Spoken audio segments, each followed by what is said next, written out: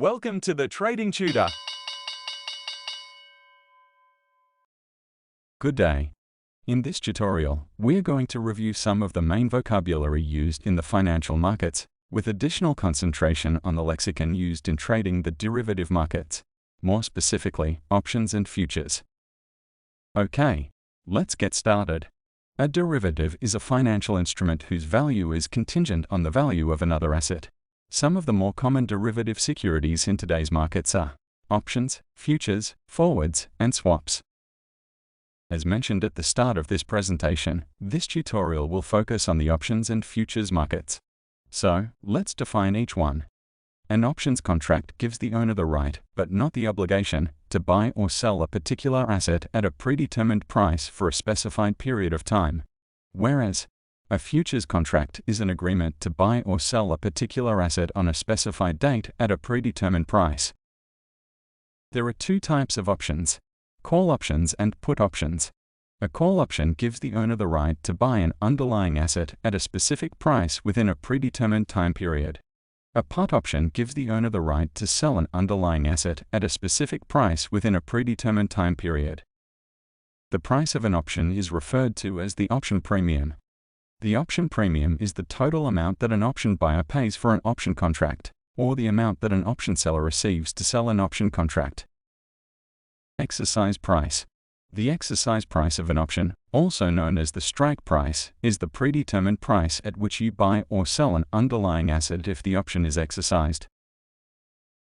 Expiration date. An option's expiration date is the date and time at which an option stops trading and the contract is either exercised or becomes worthless. Markets for securities are made up of a bid and an offer. A bid is the price someone is willing to pay for a particular asset. An offer, also sometimes referred to as an ask, is the price at which someone is willing to sell a particular asset. These two prices, put together, make up the market for that asset. Now let's take a look at the factors that make up an option's price. An option's premium is comprised of intrinsic value and extrinsic value. Intrinsic value is reflective of the actual value of the strike price versus the current market price. It represents how much an option is in the money. Extrinsic value, also referred to as time value, is made up of time until expiration, implied volatility, dividends, and interest rates. Now let's define in the money, out of the money, and at the money. A call option is considered in the money when the underlying asset's current market price is higher than the option's strike price.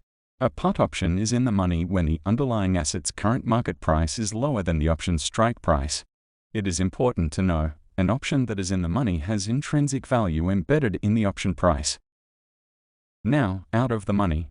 A call option is considered out of the money when the underlying asset's current market price is lower than the option's strike price.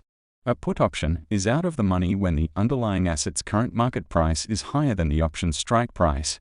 The key takeaway here is, an option that is out of the money has no intrinsic value embedded in the option price. Its price is comprised solely of extrinsic value. And lastly, at the money. An option is at the money when the underlying asset's current market price is approximately equal to the option's strike price. An at the money option also has no intrinsic value. Its price is also comprised solely of extrinsic value. There are two major types of markets: exchange-traded markets and over-the-counter or OTC markets. Exchange-traded markets are typically associated with the trading of stocks, exchange-traded funds, ETFs, options, futures, and other standardized financial instruments. They are centralized and highly organized. Trades are conducted through a transparent and regulated process, and prices are determined through an auction-like mechanism. Generally, there is greater liquidity due to the centralized nature of trading and the presence of market makers. Over-the-counter markets are decentralized and less formal. There is less standardization. Prices are negotiated between buyers and sellers. There may be less transparency in price discovery, and bid-ask spreads can be wider. Some OTC securities may have lower liquidity compared to those traded on exchanges. There are two option style types: American-style options and European-style options. An American-style options contract permits holders to exercise the option at any point up to and including the day of expiration. In comparison, the European style option is a different kind of option that only permits execution on the day of expiration. With an American style option, investors can profit from dividend announcements in addition to taking instant advantage of any favorable movement in the stock price. Next, let's look at open interest. An option's open interest is the total amount of traded open options contracts on a security that have not yet been settled by a closing trade, an exercise, or an assignment. It is an important consideration when choosing the option series you want to trade, as open interest is a good measure of liquidity. Now let's examine the difference between being long and short an asset. Being long an asset means that you own the asset. If you are long an asset, you will benefit from a rise in its value, but you will lose money if that asset falls in price. Selling an asset that you do not own is considered a short position. Investors who sell short an asset expect that its price will drop. You can purchase the asset at a lower price and benefit if the price declines. You will lose money if the asset increases and you later repurchase it at a higher cost. Do you know the difference between a bull and a bear as it relates to trading? Being a bull or bullish means you, as an investor, trade with the bias that the market or a particular asset's value will rise in price. Being a bear or bearish means you, as an investor, trade with the bias that the market or a particular asset's value will fall in price. This concludes part 1 of our derivative vocabulary lesson.